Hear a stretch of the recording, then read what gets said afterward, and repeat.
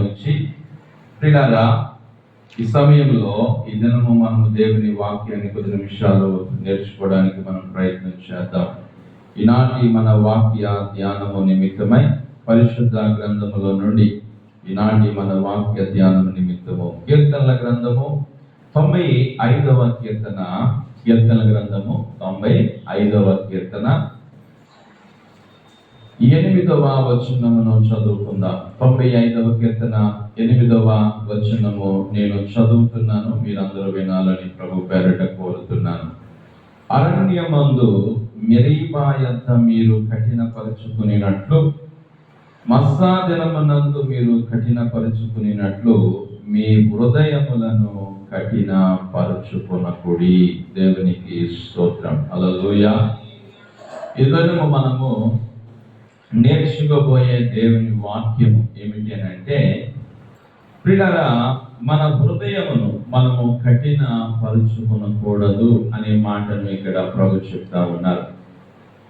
గతించిన దినాలలో ఇశ్రాయేలీయులు అలాగన వారి హృదయాన్ని ఏం చేసుకున్నారంటే కఠిన పరుచుకున్నారు అని ఇక్కడ కీర్తనాకారుడు ద్వారా ప్రభు చెప్తున్నాడు. ఈ రోజున మనుషుల హృదయం కొన్ని పరిస్థితుల్లో ఏమైపోతుందంటే కఠినంగా ఉంటారు. చాలా బండగా, కఠినంగా, రాతి గుండె అని అంటాడు కదా హెస్కేల్ గ్రంథంలో.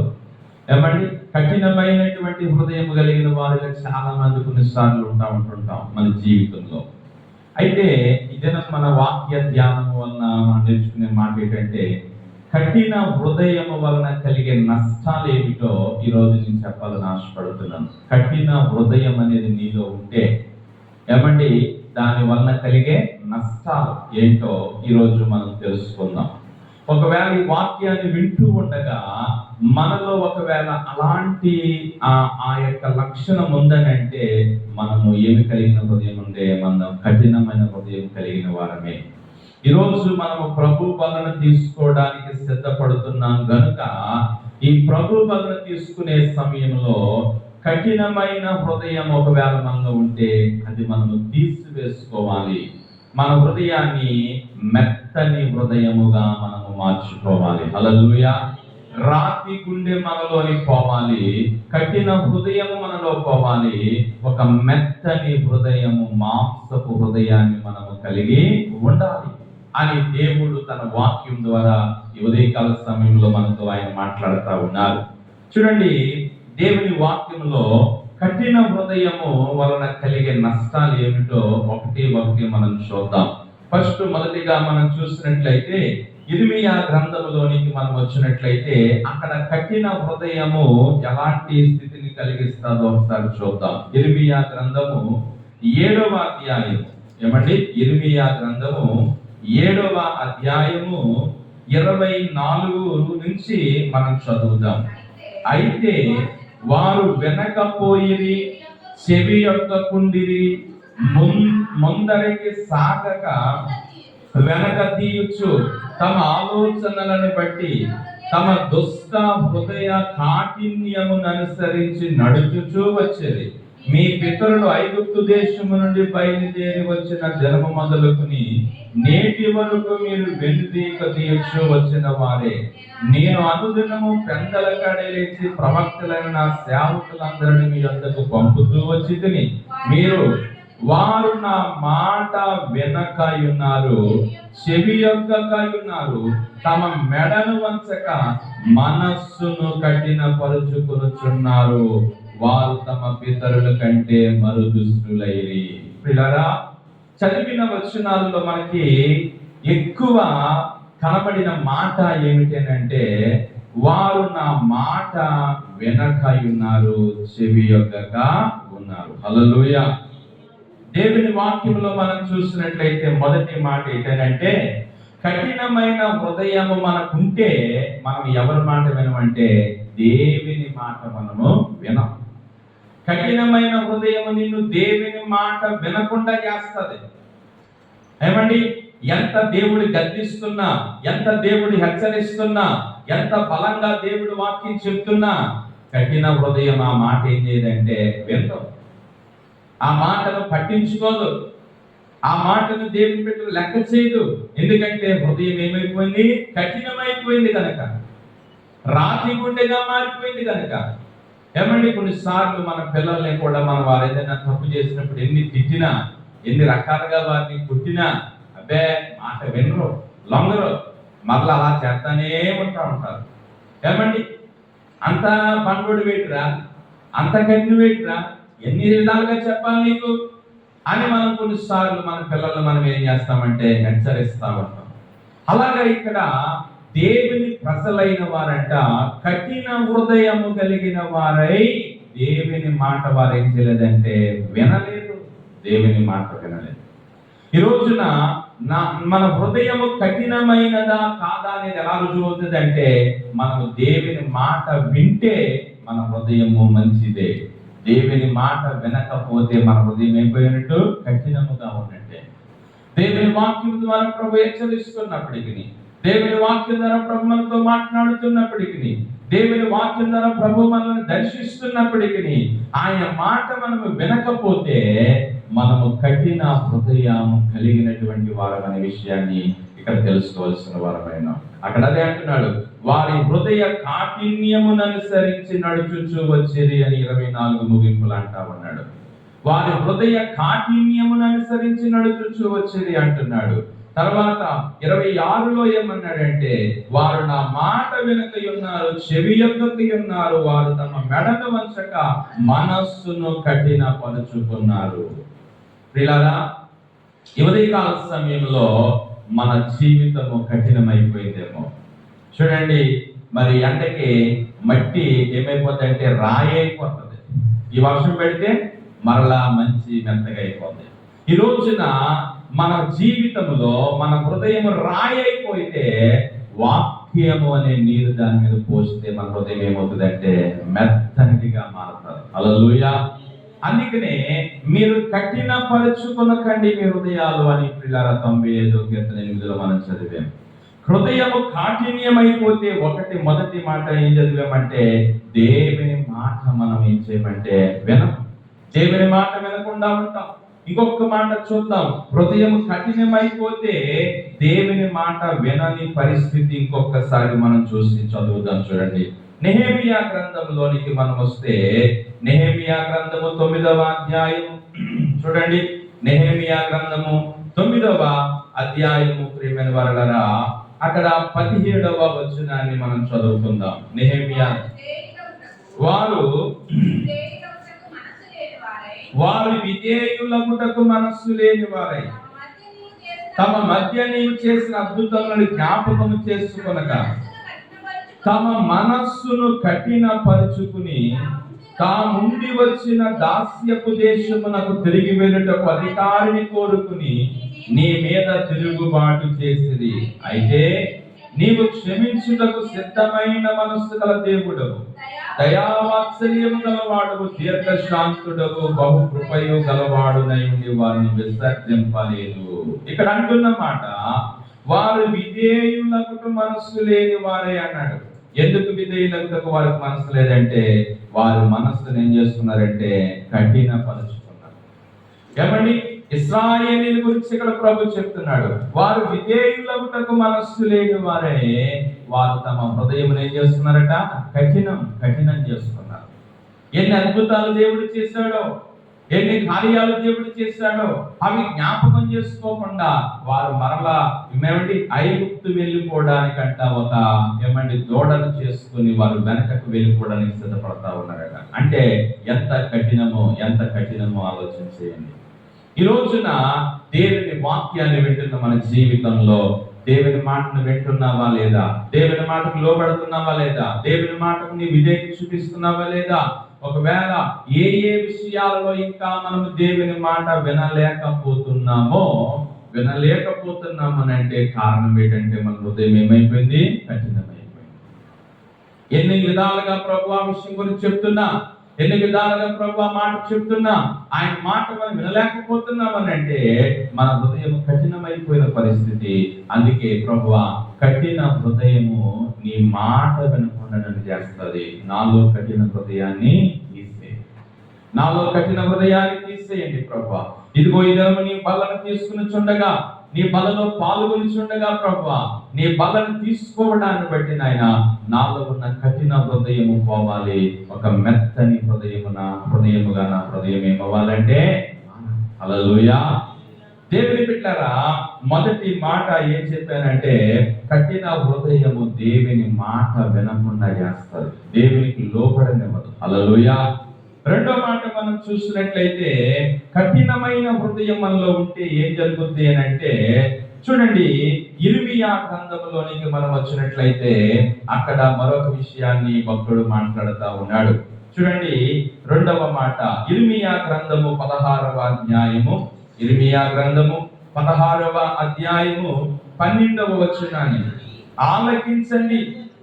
మీరందరూ నా మాట వినకుండా కఠినమైన మీ దుష్ట హృదయ కాఠిన్యము చొప్పున నడుచుకొనుచున్నారు. మీరు మీ పితరుల కంటే విస్తారముగా చెడుతనము చేసి ఉన్నారు అనే మాట ఇక్కడ కనబడుతుంది. నేను అంటున్న రెండో మాట, కఠినమైన హృదయము నేను ఏం చేస్తుందంటే చెడు మార్గములో నడిపిస్తుంది. హల్లెలూయా. ఏమండి, కఠినమైన హృదయము నిన్ను చెడుతనములో నడిపిస్తుంది. అది పాపము, అది చెడుతనము, అది మనకు దేవుడు అది మంచిది కాదు, అది దేవునికి ఇష్టము కాదు అని పిల్లల మనం తెలిసి కూడా ఆ కఠినమైన మనస్సును బట్టి మనకు ఉన్నామంటే చెడుతనములోనే జీవితం నడుస్తుంది. ఈ రోజున రెండవ మాట చెప్తున్నాడు ఇక్కడ, కఠినమైన హృదయము చెడు మార్గములో నిన్ను నడిపిస్తుందట. ఏమండి, దేవుని బిడ్డలారా, ఈ రోజున లోకంలోని మనం చూసినట్లయితే చెడుతనం ఎక్కువైపోయింది, పాపం ఎక్కువైపోయింది, మలినం ఎక్కువైపోయింది, పరిశుద్ధత ఏమైపోయింది అంటే తక్కువైపోయింది, పరిశుద్ధమైన జీవితం తక్కువైపోయింది మనుషుల్లో. ఏమండి, చెడుతనం ఏమైపోయిందంటే ఎక్కువైపోయింది, పాపం ఎక్కువైపోయింది. ఎక్కడ చూసినా ఏమండి పాపమే కనబడతా ఉంది, ఎటు చూసినా చెడుతనమే కనబడతా ఉంది. ఏమండి, దేవుని వాక్యములు ఇక్కడ మనం చూస్తే, కఠినమైన హృదయము నిన్ను చెడుతనములో నీకు తీసుకుని వెళ్తాది అంటున్నాడు. కఠినమైన హృదయం నిన్ను చెడుతనములోనికి తీసుకుని వెళ్తాది. ప్రియమైన దేవుని బిడ్డలారా, ఈ దినమున మనము గమనించినట్లయితే మన జీవితంలో ఒకవేళ మనము చెడుతనమును కలిగిన వారమైతే మనము కఠిన హృదయం కలిగిన వారమే. ఎందుకంటే బైబిల్ అంటాడు, చెడుతనమునకు నీ యొద్ద చోటు లేదు. ఏమండి, దేవుని దగ్గర చెడుతనానికి ఏం లేదు, చోటు లేదు. దేవుని బిడ్డలారా, ఆలోచన చేసినట్లయితే చూడండి, కఠినమైన హృదయము చెడుతనములో నడిపిస్తాది అనడానికి ఇంకొక వచనం చదివితే మీకు ఈ మాట బాగా అర్థమవుతుంది. యెషయా గ్రంథము 46వ అధ్యాయము, యెషయా గ్రంథము 46వ అధ్యాయము 12వ వచనాన్ని ఒకసారి మనం చదువుదాం. కఠిన హృదయులై నీతికి దూరముగా ఉన్నవారులారా నా మాట ఆలకించండి. హల్లెలూయా. ఏ హృదయం కలిగిన వారట? కఠిన హృదయము కలిగిన వారై దేనికి దూరం అయిపోయారట? నీతికి దూరం అయిపోతున్నారు.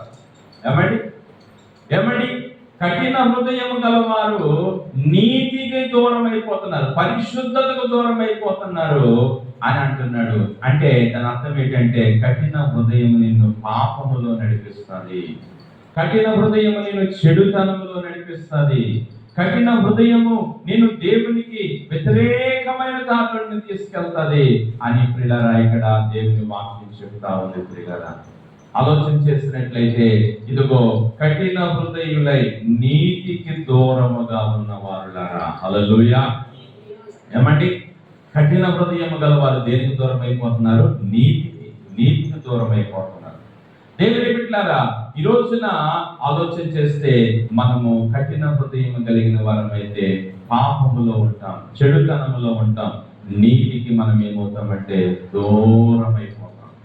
బైబిల్ గ్రంథంలో మనం చూసినట్లయితే యోసేపు తన అన్నయ్యలు పొలములో గొర్రెలు కాసుకుంటున్నప్పుడు వారి తండ్రి యాకోబు అన్నాడు యోసేపుతో, నానా యోసేపు, అన్నయ్యలు పొలంలో గొర్రెలు కాస్తున్నారా, వారికి తినడానికి ఆహారం పట్టుకెళ్ళేవరా అని చెప్పేసి తన యొక్క తండ్రి తన యొక్క కుమారుని యోసేపుతో ఆహారం పంపించినప్పుడు అతను పొలంలోనికి వెళ్ళేసరికి అన్నయ్యలు ఏం చేస్తున్నారంటే చెడు కార్యాలు చేస్తున్నారు. హల్లెలూయా.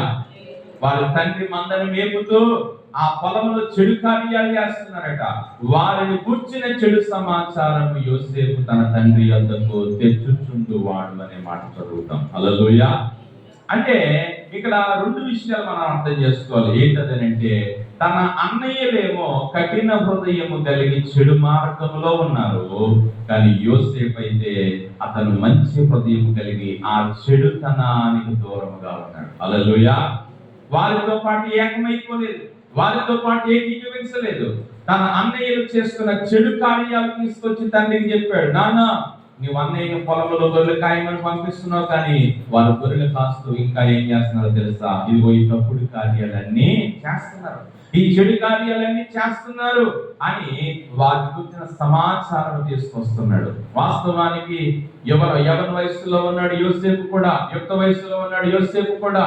ఇతను కూడా వారితో పాటు ఏకమైపోయి ఆ చెడు కార్యాలలో పాల్గొచ్చు, కానీ ఆ చెడు కార్యాలకు యోసేపు తావు ఇవ్వలేదు. ఆ చెడుతనంలో యోసేపు పడిపోలేదు, ఆ చెడు కార్యాలలో యోసేపు ప్రియులారా పాల్పొంపులు పొందలేదు. ఎందుకంటే యోసేపు హృదయము కఠినమైనది కాదు, యోసేపు హృదయము మెత్తనిది, మాంసము హృదయము ప్రియులారా. హల్లెలూయా. ఈ రోజు నేను చెప్పే మాట ఒకటి, కఠిన హృదయము దేవుని మాట విననివ్వదు. రెండవది, కఠిన హృదయము చెడు మార్గములో నిన్ను నడిపిస్తారు. హల్లెలూయా. మూడో మాట ఏమండి? మూడో మాట ఇర్మియా గ్రంథము 5వ అధ్యాయము చూడండి. ఇర్మియా గ్రంథము 5వ అధ్యాయము 3వ వచనాన్ని మనం చదువుతాం. యెహోవా యథార్థత మీదనే కదా నీవు దృష్టి ఉంచి ఉన్నావు, నీవు వారిని కొట్టితివి గాని వారికి దుఃఖము కలగలేదు, వారిని క్షీణింపజేసి ఉన్నావు గాని వారు శిక్షకు లోబడనొల్లకున్నారు, రాతి కంటే తమ ముఖములు కఠినముగా చేసుకుని ఉన్నారు, మల్లుటకు సమ్మతింపరు. హల్లెలూయా. ఇక్కడ మూడో విషయాన్ని ఏం చెప్పదలిచానంటే, కఠినమైన హృదయము దేవుని శిక్షకు లోబడనివ్వదట. హల్లెలూయా. ఇక్కడ అంటున్నాడు 3వ వచనంలో, నీవు వారిని కొట్టితివి గాని వారికి దుఃఖము కలగలేదు, వారిని క్షీణింపజేసి ఉన్నావు గాని వారు శిక్షకు లోబడనొల్లకున్నారు, రాతి కంటే తమ ముఖమును కఠినము చేసుకున్నారు. హల్లెలూయా. ఏకట దేవుడు ఎంత శిక్షించినా కూడా ఆ శిక్షకు వారు ఏమవట్లేదంట, లోబడట్లేదు. చూడండి, కొన్నిసార్లు కొంతమంది పిల్లల్ని ఎంత కొట్టినా ఒళ్ళిచ్చేస్తారు, కానీ వారు ఏమోనంటే లోబడరు, భయపడరు. ఎంత వాళ్ళమ్మ నాన్న బాధేసిన కొట్టేసిన, టీచర్ గారు ఎంతగా శిక్షించిన, మోకాళ్ళు వేసిన, గోడ కుర్చీ వేయించిన, గుండీలు తీయించిన, ఏమంటే ఎన్ని రకాలుగా శిక్షించిన ఆ లోబడ్డారు. పంట తేలిపోయి మొండి తేలిపోయి కఠినమైపోతున్నారు. ఇక్కడ కూడా ఇశ్రాయేలు గురించి దేవుడు అది చెప్తున్నాడు, వారిని కొట్టావు, వారిని నీవు కొట్టావు, అయినా కూడా వారిని నీ శిక్షకు వారు ఏమవ్వలేదంటే లోబడలేదు. వారిని కొట్టావు కానీ నీ శిక్షకు వారు లోబడలేదు అని చెప్పేసి ప్రియులారా ఇక్కడ చెప్తా ఉన్నాడు. ప్రియులారా, ఈ రోజున మనం గమనించవలసిన మాట ఏంటంటే, ఏమండి, కఠిన హృదయము దేవుని శిక్షకు ఏం చేయనివ్వదంటే లోబడనివ్వదు. హల్లెలూయా. కానీ బైబిల్ ఒక మాట ఉంటుంది, ఏమంటదంటే తెలుసా? దేవుడు శిక్షించు నరుడు ధన్యుడు అంటాడు. హల్లెలూయా. ఆయన మనల్ని ఏం చేయాలండి? శిక్షించాలి. ఒక దెబ్బ కొట్టాలి మనల్ని, లేకపోతే మనం ఆయన మాట మనం ఏం చేయం, లోబడి. ఏమండి, దేవుడు అలాగే మనం ఎన్ని తప్పులు చేస్తున్నా, ఎన్ని పాపాలు చేస్తున్నా, ఎన్ని రకాలుగా బ్రతుకుతున్నా ఆయన మౌనంగా ఉన్నాడంటో మన పని మంది అలా చేస్తానే ఉంటాం.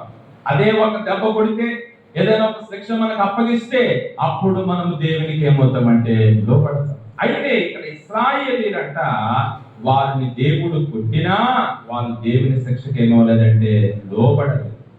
అందుకే బైబిల్లో ఒక మాట అంటాడు, లోబడనొల్లని ప్రజల వైపు దినమెల్లా నా చేతులు చాపి పిలుస్తున్నాను అంటాడు. హల్లెలూయా. లోబడనొల్లని ప్రజల వైపు దినమెల్లా నా చేతులు చాపి పిలుస్తున్నాను అంటాడు. ఈ రోజున నేను చెప్పే మూడో మాట, కఠిన హృదయము శిక్షకు, దేవుని శిక్షకు ఏం చేయట్లేదంటే లోబడకుండా చేస్తుంది. ఎన్ని రకాలుగా శిక్షిస్తున్నా అంటే, శిక్ష అంటే అర్థం ఏంటో తెలుసా? నీకు వచ్చిన అనారోగ్యమే, నీకు వచ్చిన శ్రమలే, నీకు వచ్చిన ఇబ్బందులే దేవుడి శిక్ష అంటే. అయినా నీవు దాన్ని ఏం చేయలేకపోతున్నావు అంటే గ్రహించలేకపోతున్నావు. అయ్యో, ఎందుకు నాకు ఈ శ్రమ వచ్చింది, నాకు ఎందుకు ఈ వ్యాధి వచ్చింది, నాకు ఎందుకు ఈ శోధన వచ్చింది, నాకు ఎందుకు ఈ శ్రమ వచ్చింది, నేనేదో తప్పు చేశాను, నేనేదో దేవుని మాటకు వ్యతిరేకంగా జీవించాను, అందుకే నాకు ఈ శిక్ష ఇచ్చాడు దేవుడు. ఇప్పుడైనా నేను దేవునికి ఏమవ్వాలంటే లోబడాలి అనే మనస్సు ఎవరైతే కలిగి ఉంటారో ప్రియులారా, వారిని బట్టి ప్రభు సంతోషిస్తాడు. లేదు, ఎన్ని రకాలుగా ప్రభు శిక్షిస్తున్నప్పటికీ ప్రియులారా, ఆయన శిక్షకు మనం లోపడకపోతే మన జీవితంలో కఠిన హృదయాన్ని కలిగిన వారము అనే విషయాన్ని మనం గమనించాలని దేవుడి దినాన్ని మాట్లాడుతూ ఉన్నాడు. దేవుని సన్నిధానంలో మనం గమనించినట్లయితే ఇక్కడ ఇశ్రాయేలు కోసం చెప్పాడు, వారిని నీవు వారిని కొట్టితివి గాని వారికి దుఃఖము కలగలేదు, వారిని క్షీణింపజేసి ఉన్నావు గాని వాళ్ళు శిక్షకు లోబడనొల్లకున్నారు అంటా ఉన్నాడు. ఏమండి, ఎంత శిక్షించిన దేవుడు వారు దేవునికి ఏమవట్లేదట, లోబడతలేదు. కానీ బైబిల్లో మనం చూసినట్లయితే ప్రియులారా, మరి కొంతమంది దేవుని శిక్ష వారి మీదకి రాగానే వారు దేవునికి ఏమైపోయారంటే లోబడ్డారు. అయ్యి బాబోయ్, ఈ శిక్ష కారణం ఏంటంటే దేవుని మాట మనము వినలేదు, అందుకే మనకి శిక్ష వచ్చింది, అందుకు మనం దేవుని మాటకు దేవునికి లోబడదాం అని వారు ఎప్పుడైతే వారి మీదకి దేవుని శిక్ష వచ్చిందో వారు దేవునికి లోబడినట్లుగా మనం దేవుని యొక్క వాక్యంలో మనం చూస్తా ఉన్నాం. ఉదాహరణకు మనం చూసినట్లయితే ప్రియమైన దేవుని బిడ్డలారా, పరిశుద్ధ గ్రంథంలో దేవుని వాక్యాన్ని ఒకసారి మనం చదువుదాం. చూడండి, దేవుని వాక్యంలో మనం చూసినట్లయితే తప్పిపోయిన కుమారుని కథలోనికి మనం వస్తే మనకు బాగా తెలుసు కదా. తప్పిపోయిన కుమారుడు తండ్రి యొక్క ఆస్తిని తీసుకుని దూరదేశం మీద దుర్వ్యాపారం చేసి ఆ ఆస్తిని పాడు చేశాడు. ఎప్పుడైతే అతనికి తినడానికి తిండి లేని పరిస్థితి వచ్చిందో అప్పుడు తెలుసుకున్నాడు ఏంటంటే, ఈ స్థితికి నేను రావడానికి కారణం ఏంటంటే నా తండ్రి మాట నేనేం చేయలేదంటే వినలేదు. హల్లెలూయా. లూకాసు వార్త 15:17 చదువుతాం ఒకసారి. అయితే బుద్ధి వచ్చినప్పుడు వాడు, నా తండ్రి ఇంట ఎంతో మంది కూలి వాళ్ళకి అన్నము సమృద్ధిగా ఉన్నది, నేనైతే ఇక్కడ ఆకలితో చచ్చిపోవచ్చున్నాను. నేను లేచి నా తండ్రి యొద్దకు వెళ్ళి, తండ్రి, నీ పరలోకమునకు విరోధముగా నీ ఎదుట పాపము చేసింది, ఇక మీదట నీ కుమారుని అనిపించుకున్నటకు యోగ్యుడను కాను, నన్ను నీ కూలి వాళ్ళగా పెట్టుకున్నామని అతనితో చెప్పుదని అనుకుని తండ్రి యొద్దకు వచ్చాను. హల్లెలూయా. ప్రియులారా, ఎప్పుడు ఇతను తండ్రి యొద్దకు రావాలనుకున్నాడంటే అతనికి తినడానికి ఒక్క పూట తిండి దొరకనప్పుడు తెలుసుకున్నాడు ఆ తప్పుని. హల్లెలూయా. అంటే ఒక పూట తన కడుపు నింపుకోవడానికి తిండి దొరకలేదంటే అతని మీదకి ఏమొచ్చిందంటే దేవుని శిక్ష వచ్చింది. అప్పుడు తెలుసుకున్నాడు, అయ్యో, నా తండ్రి ఇంటి దగ్గర చాలా మంది కూలి వారు సమృద్ధిగా భోజనము తింటున్నారు, నేనైతే తిండి లేక కలవటిస్తున్నాను, ఇప్పుడు నేను లేచి నా తండ్రి దగ్గరికి వెళ్తాను. హల్లెలూయా. కాబట్టి దేవుని బిడ్డలారా, ఇక్కడ గమనించవలసిన మాట ఏంటంటే, ఇప్పుడు ఈ తప్పిపోయిన కుమారుడు అతను వెంటనే శిక్షకు ఏమయ్యాడంటే లోబడ్డాడు. అప్పటి వరకు ఏమండి, చాలా కఠినంగా తిరిగాడు, చాలా కఠినంగా జీవించాడు, చాలా కఠినంగా ప్రవర్తించాడు. తండ్రి ఆస్తిని చూసుకుంటా, డబ్బులు చూసుకుంటా, ధనాన్ని చూసుకుంటా, తాగాలనుకున్న తాగాడు, తినాలనుకున్న తిన్నాడు, తిరిగాలనుకున్న తిరగాడు, ఎలాగ కావాలంటే అలా బ్రతికాడు. కానీ ఒక దినం వచ్చింది అతని జీవితంలో తినడానికి తిండి లేని గతి వచ్చేసింది. పందులు తినే పొట్టనే తిందాం అనుకున్నాడు, కానీ అతనికి దొరకలేదు. ఏంటి నాకు ఈ శిక్ష, ఏంటి నాకు ఈ శ్రమ, ఏంటి నాకు ఈ కష్టం, ఏంటి నాకు ఈ బ్రతుకు అని తెలుసుకుని వెంటనే తండ్రి జ్ఞాపకం చేసుకుని తండ్రి యొద్దకు వెళ్తానన్నాడు. హల్లెలూయా. ఈ రోజున వాక్యాన్ని వింటున్న దేవుని సంగమా, మనం తెలుసుకోవాల్సిన విషయం ఏంటంటే ఏమంటే కఠిన హృదయం దేవుని శిక్షకు ఏమవుదంటే లోబడదు. ఈ రోజున ఒకవేళ ఎన్ని రకాలుగా ప్రభు నిన్ను శిక్షిస్తున్నా నీవు దేవుని మాటకి లోబడతలేదేమో, ఇది దేవుడు నీకు ఇస్తున్న మరొక అవకాశం. ఇప్పుడైనా దేవుని మాటకు దేవునికి నువ్వేమవ్వాలంటే లోబడాలి. హల్లెలూయా. చివరిగా కఠిన హృదయం వలన ఏం జరుగుతుందో ఒకసారి మనం చూద్దాం పరిశుద్ధ లేఖనంలో. చూడండి, కఠిన హృదయం వలన జరిగేటువంటి నష్టము ఏమిటి అని మనం చూసినట్లయితే పరిశుద్ధ గ్రంథంలో సామెతల గ్రంథంలోనికి మనం వచ్చినట్లయితే అక్కడ ఒక మాటను రాస్తున్నాడు. సామెతల గ్రంథము 28వ అధ్యాయం, సామెతల గ్రంథము 28 14వ వచనాన్ని మనం చదువు. నిత్యము భయము కలిగి ప్రవర్తించువాడు ధన్యుడు, హృదయమును కఠిన పరుచుకున్నవాడు కీడులో పడును అంటున్నాడండి. ఎక్కడ పడతాడట? కీడులో. ఎవరో? హృదయం కఠిన పరుచుకున్నవాడు. హృదయం కఠినమైపోయినోడు నష్టపోతాడు, శ్రమల పాలవుతాడు, ఏమంటే కీడులో పడిపోతాడు అని దేవుడి వాక్యం సెలవిస్తుంది. హృదయం కఠినమైపోయిన వాడికి దేవుడు గొప్ప మేలు చేస్తాడని ఉంది అక్కడ? లేదు. హృదయం కఠినము గల వాడట కీడులో పడతాడట, కీడులో పడతాడు.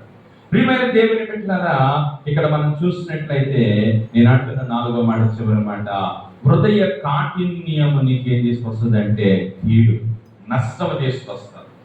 ఏమండి ప్రియమైన దేవుని బిడ్డలారా, ఈ విషయాన్ని మనం గమనించాల్సిన అవసరత ఎంతైనా ఉన్నదని ప్రభు దినాన్ని మనతో మాట్లాడుతున్నాడు. చూడండి, పరిశుద్ధ లేఖనములో మనం చూసినట్లయితే ఒక ఉదాహరణ చూద్దాం. యెహెజ్కేలు గ్రంథము 5వ అధ్యాయంలోని ఇశ్రాయేలు కోసం ఒక మాట చెప్పాడు. ఆ మాట చదువుదాం. యెహెజ్కేలు గ్రంథము 5వ అధ్యాయము 5వ వచనం నుండి చదువుదాం. మరియు ప్రభువైన యెహోవా ఇలాగ సెలవిచ్చును, ఇది యెరూషలేమే కదా, అన్యజనుల మధ్య నేను దానిని ఉంచితిని, దాని చుట్టూ రాజ్యములున్నవి. అయితే వారు నా విధులను తృణీకరించి నా కట్టడలను అనుసరింపక దుర్మార్గతను అనుసరించి నా విధులను కట్టడలను త్రోసివేసి తమ చుట్టూనున్న అన్యజనుల కంటే దేశస్థుల కంటే మరి అధికముగా దుర్మార్గులై, కాబట్టి ప్రభువైన యెహోవా ఇలాగ సెలవిచ్చుచున్నాడు, నా కట్టడలను అనుసరింపకయు నా విధులను గైకొనీయుండిన వారై మీ చుట్టూనున్న అన్య జనులకు కలిగి ఉన్న విధులనైనను అనుసరింపక మీరు మీ చుట్టూనున్న దేశస్థుల కంటే మరి అధికముగా కఠిన హృదయులైతిరి. కావున ప్రభువైన యెహోవా నేను నీకు విరోధినైతిని, అన్య జనులు చూచుచుండగా నీకు శిక్ష విధింతును అంటా ఉన్నాడు. హల్లెలూయా. కావున ప్రభువైన యెహోవానగు నేను నీకు విరోధినైతిని. ఎందుకని? కఠిన హృదయాన్ని బట్టి. కఠిన హృదయాన్ని బట్టి నువ్వు ప్రవర్తిస్తున్నావు. నీలో ఉన్న కఠిన హృదయాన్ని బట్టి నేను నీకేమైపోతున్నానంటే విరోధినవుతున్నాను. నీలో ఉన్న కఠిన హృదయాన్ని బట్టి నీ మీదకి శిక్ష తీసుకొస్తున్నాను అని ఇక్కడ ఇశ్రాయేలు గురించి ప్రభు చెప్తా ఉన్నాడు, దేవుని ప్రజలైన వారి గురించి. ఎందుకని అంటే కఠిన హృదయము గల వారు కీడులో పడతారట. హల్లెలూయా. ప్రియులారా, ఈ రోజున మనం ఎవ్వరం కూడా మనం కీడులో పడాలని కోరుకోం. మనకేం జరగాలనుకుంటాం? మేలే జరగాలి. ఏ కీడు మనకు రాకూడదు, ఏ కీడు మనకు జరగకూడదు, ఏ నష్టము మనకు రాకూడదు. మనకు దేవుడు మేలే చెయ్యాలి అని మనం కోరుకుంటాం. అందుకని దినాన్ని దేవుని వాక్యం చెప్పే మాట ఏంటంటే మనకు దేవుడు మేలు చెయ్యాలి అని అంటే మనలో కఠిన హృదయం పోవాలి. హల్లెలూయా. ప్రియమైన దేవుని బిడ్డలారా, ఈ దినమున మనం నేర్చుకున్న మాట ఏమిటి అని అంటే మిరీపా యొద్ద కఠినపరుచుకున్నట్లు మీ హృదయములను మీరు కఠినపరుచుకొనకండి. దేవుని వాక్యములు మనం చూస్తాము. కఠినమైన హృదయము వలన కలిగే నష్టాలు. కఠిన హృదయము దేవుని మాట వినకుండా చేస్తుంది. 2, కఠిన హృదయము చెడు మార్గములో నడిపిస్తుంది. 3, కఠిన హృదయము దేవుని శిక్షకు లోపడకుండా చేస్తుంది. 4, కఠిన హృదయము వలన కీడు కలుగుతుంది. ఈ రోజున మనలో ఉన్న కఠిన హృదయాన్ని మనం తీసివేసుకుని మన హృదయాన్ని మెత్తని హృదయముగా మార్చుకుందాం.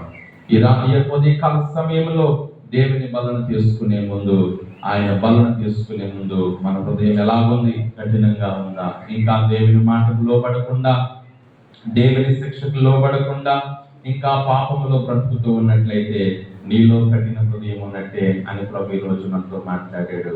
మనలో ఉన్న కఠిన హృదయాన్ని తీసివేసుకొని ప్రార్థన చేసుకుందాం. తలలో వంచి కళ్ళు మూసుకుని ప్రార్థన చేసుకుందాం. ఏ ఉదయకాల సమయంలో దేవుని వాక్యము కొరకై మనం ప్రార్థన చేద్దాం. కళ్ళు మూసుకునండి, ప్రార్థన చేయండి అందరూ కూడా.